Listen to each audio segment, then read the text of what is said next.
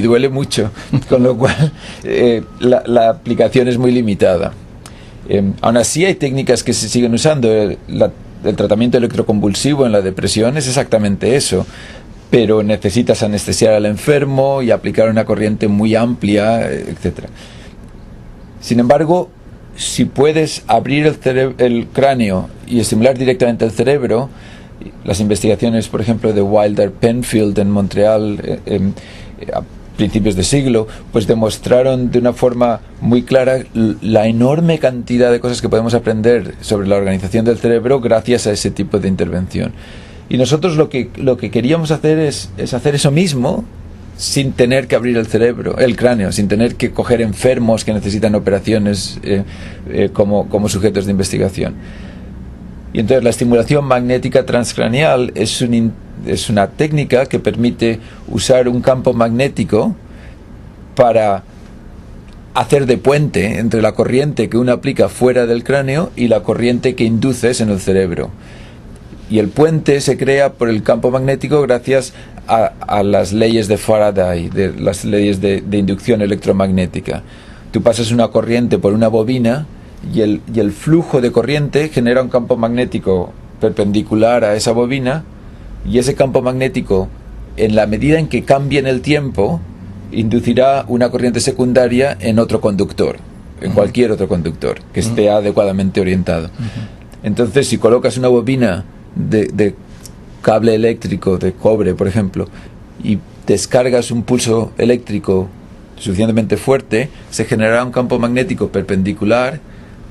El campo magnético contrario al eléctrico sí que penetra por la piel y el hueso sin problemas, y al llegar al cerebro, como es un órgano eléctrico, un gran conductor, se inducirá una corriente en el cerebro. Ese es el principio. Claro, la dificultad siempre está en el detalle. Nosotros lo que queremos es estimular un punto muy concreto del cerebro, y tenemos que ver la forma de generar bobinas de geometría adecuada para generar campos eléctricos muy focales, y además necesitamos saber dónde estamos disparando ese campo eléctrico en relación con el cerebro del sujeto al que queremos modificar o modular la actividad. Pero todos estos problemas tecnológicos se pueden solucionar, y se han solucionado en los últimos 10 años, una cosa así. Tenemos técnicas que nos permiten con gran fiabilidad estimular áreas del cerebro de la yema de un dedo o de la punta de la cabeza de un alfiler, y disparar o estimular el punto concreto que deseamos de la corteza, por lo menos de la convexidad del cerebro. Llegar a zonas profundas del cerebro, eso es mucho más complicado por las características del decaimiento del campo magnético con la distancia. Bueno, pero todo eso que dices tiene muchas consecuencias, y ahora te vamos a preguntar sobre ello. Bueno, ya que has hablado un poco de lo que es la base de esa tecnología, dada la densidad de las neuronas y la complejidad del cerebro, imagino que tendréis que utilizar un sistema con una precisión casi de microtecnología. Te he oído describir vuestro sistema de estimulación como un neuronavegador de alta precisión. ¿Cómo delimitáis los circuitos de neuronas asociados a determinadas dolencias o disfunciones para poder actuar sobre ellos en concreto y no afectar a otros? ¿Cómo tenéis que actuar, por ejemplo, sobre las neuronas relacionadas con una enfermedad de Parkinson sin afectar a las demás? Sí, estos son los problemas exactamente con los que nos enfrentamos. Vamos a ver, la bobina de estimulación que usamos puede ser pequeña, y puede tener una geometría específica, por ejemplo en forma de 8, de manera que se cree un campo magnético que sea básicamente un toroide, un cono, y acabe activando un punto concreto de la corteza. Que tenga un foco muy preciso, que tenga un foco como preciso. Hacen los microscopios de alta precisión. Correcto. El siguiente paso es saber cuál es el punto del cerebro que estás estimulando, y para eso necesitamos varias cosas. Primero, necesitamos poder proyectar el vector de ese campo magnético y eléctrico al cerebro del sujeto mismo. Y ese es el neuronavegador que usamos. Hacemos una resonancia magnética cerebral del sujeto de alta resolución, integramos esa resonancia en un ordenador. Tenemos una serie de programas que hemos desarrollado para que al mismo tiempo registre la situación en el espacio de la bobina. Entonces tenemos el cerebro del sujeto en el ordenador, estamos registrando la posición de la cabeza del sujeto, y cuando el sujeto se mueve se actualiza la imagen del cerebro. Sí, en tiempo real. Sí. En tiempo real. Y al mismo tiempo estamos registrando la bobina de estimulación en relación con la cabeza y en el espacio. Esto nos permite mover la bobina en el espacio en relación con la cabeza del sujeto y ver dónde estarías estimulando en ese cerebro. Sí, a actuar sobre unas coordenadas tridimensionales con toda precisión, ¿no? Correcto. Pero aún es más complicado. Y la razón por la que es más complicado es porque el campo magnético que se genera se ve alterado y desplazado por las características del tejido sobre el que actúa.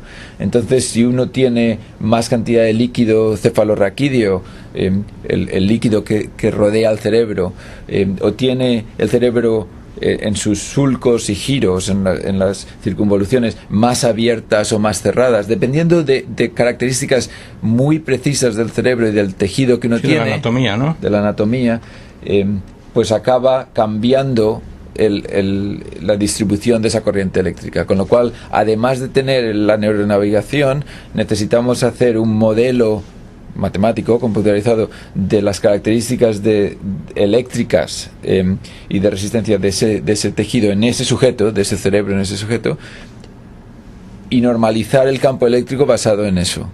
Pero el resultado de ese trabajo es que podemos con enorme precisión saber, en primer lugar, dónde estamos estimulando, en segundo lugar, cuánto estamos estimulando, y en tercer lugar, en qué dirección va la corriente. Y la dirección de la corriente es crítica para estimular distintos elementos neurales que tú preguntabas. Las células acaban siendo antenas que recogen ese campo magnético. Entonces, dependiendo de la orientación que tengan, puedes actuar sobre unas u otras, o sabiendo su orientación, puedes orientar tu bobina para actuar sobre unas u otras. Acaba siendo de nuevo una neuronavigación en 3 dimensiones, pero a ese nivel de escala, bandos, de grupos de neuronas y de fibras. ¿Dónde estimular? Bueno, pues para esto a veces la anatomía es suficiente, que es lo que hemos estado hablando hasta ahora, pero a veces es necesario saber cómo está funcionando esa zona cerebral, y eso lo podemos hacer con otras técnicas, con técnicas de resonancia magnética funcional o con técnicas de electroencefalografía, de neurofisiología, o bien con técnicas donde usamos la reflexión de luz para dar un foco de luz, un láser, que penetre... Sí, la respuesta de luz de la materia viva, ¿no? Exacto. Y entonces, dependiendo de cómo responde, tenemos un indicador del grado de extracción de oxígeno que está haciendo, de cómo de activa está esa área. Su metabolismo sería. Correcto. Entonces, sabemos que el metabolismo cerebral está directamente relacionado con la activación cerebral, y esto nos permite identificar áreas y redes que estén funcionando en relación con una cierta tarea o que estén funcionando mal en relación con una cierta patología. O sea, fíjate que es una dimensión completamente distinta de forma de enfocar la neurología, porque tradicionalmente los tratamientos en enfermedades neurológicas los hacemos usando una medicación, dando una medicación que baña todo el cerebro y que es básicamente la misma.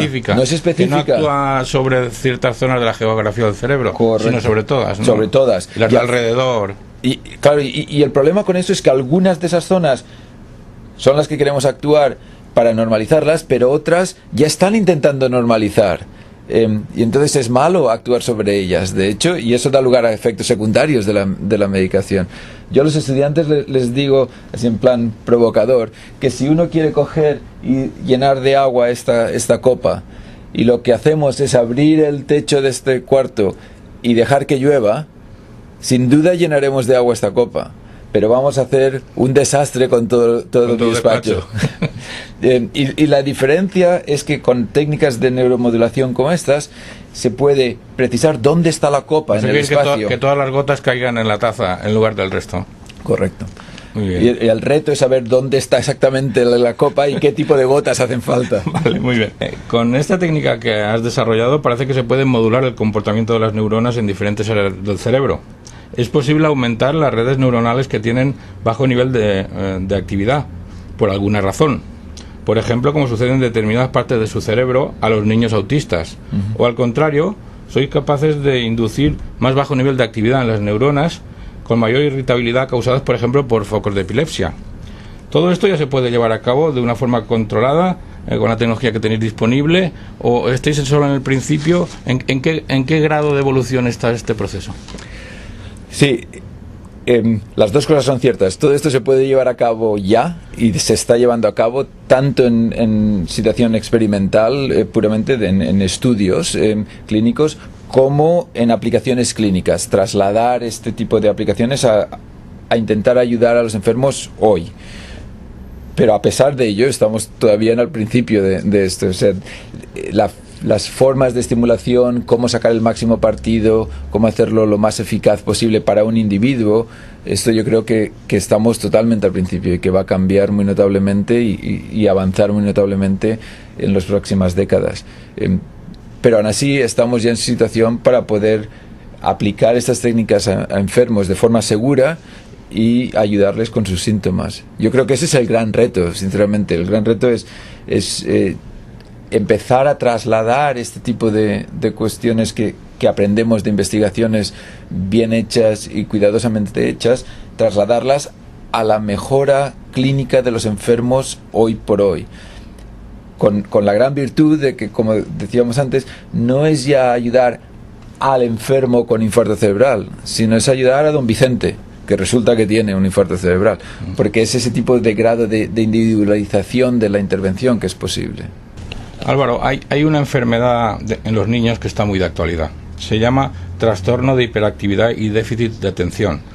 Tal vez por nuestra forma de vida actual parece que cada vez hay más niños que la padecen. Actualmente esta enfermedad afecta entre un 5 y un 8% de la población infantil y juvenil en España, y está calificada por la Organización Mundial de la Salud como la primera causa de fracaso escolar en este siglo. Parece que tú y tu equipo estáis consiguiendo grandes avances para acercarnos a una posible solución, ¿no es así? Sí, yo tengo el enorme placer de trabajar con mucha gente que sabe mucho más de estas cosas que yo. Y eso es una de las cosas bonitas del tipo de trabajo que hacemos, el poder colaborar con gente. Alex Rothenberg, que es un neurólogo pediátrico con el que tengo el gusto de trabajar, pues está muy enfocado en este tipo de problemas de desarrollo en niños. Y Alberto Galaburda es un experto en trastornos de desarrollo y de atención, tanto en niños como en adultos. Y entonces una de las líneas que hemos empezado a explorar es exactamente esto, es cuáles son las áreas, cuál es el problema de interacción entre áreas, de sincronización o falta de sincronía en redes neurales que dan lugar a problemas de atención. Porque la idea de estos principios de neuromodulación es que si identificamos las áreas, somos capaces de modularlas. Se convierte en un principio fundamental, distinto de intervención terapéutica. Y los resultados hasta ahora son prometedores. Eso sí que es algo que está a nivel de estar desarrollando experimentalmente cuál es la mejor intervención. Pero dado la enorme magnitud del problema, tanto autismo como trastornos de atención, el empezar a entrever las posibilidades de intervención es enormemente estimulante, porque realmente nos da una oportunidad de intervenir con algo que hasta ahora es muy limitado lo que podemos hacer. ¿Tú crees que ese problema de la hiperactividad de los niños ha sucedido siempre o nuestra forma de vida eso lo ha complicado o este tipo de dolencias puede que estáis llegando a ellas puede que sean nuevas? ¿Tú crees que siempre ha sido así o ahora eso está intensificado? Yo creo que yo no soy un experto en trastornos de atención, en primer lugar, y hay gente que sabe mucho más sobre la epidemiología de estos trastornos, pero es cierto que por lo menos hay distintos aspectos en el aparente aumento de número. Por un lado, las caracterizaciones diagnósticas han mejorado y entonces somos capaces de diagnosticar mejor estos problemas, lo cual da lugar a más diagnósticos. Pero ya estaban, simplemente antes se les llamaba otras cosas. Se les decía, es que es muy travieso, es que es un plasta, es que no sé qué. Y ahora sabemos que hay una patología concreta sobre la que podemos intervenir. O sea, por un lado es una mejora del diagnóstico. Por otro lado, lo que parece claro tanto del trastorno de la atención como del autismo y como de otras enfermedades es que aunque hay un componente genético y una predisposición genética,